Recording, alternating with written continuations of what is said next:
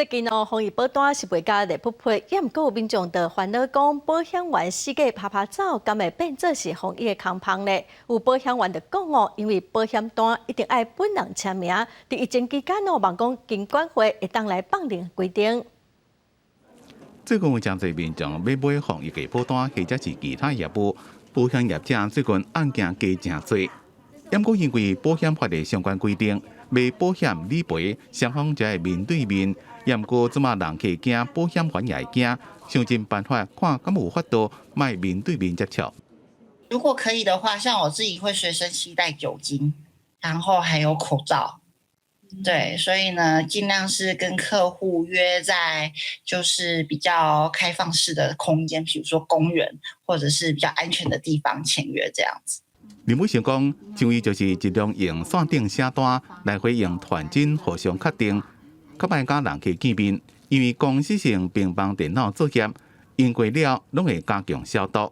对外界讲，保险员可能真侪防疫的空棒，伊讲保险员家己嘛会惊，所以防疫一直拢是照步来。另外一位保险员李腾讲，若是新单或者是有理赔部分，拢爱人客亲自签名。也希望保险法的规定，会让伫疫情期间小可放较灵活。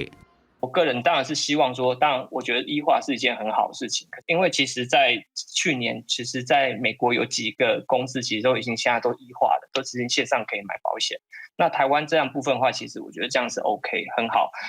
金管会讲，过去因为要保障民众的个人资料，才有相关的规范。虽然即马毋是全部的保单，不过已经有公司有线顶投保。因为即马疫情变严重，也伫咧甲寿险一个产险公司讨论，看是毋是甲规定性放定，互相关业务用实证看人客签单，伫疫情了后才收件。理赔部分也会当用传真，事后才补件。相关配套已经伫咧研究，上紧伫后礼拜就会公布，来应用有可能升级到第4级的防疫。记者综合报道。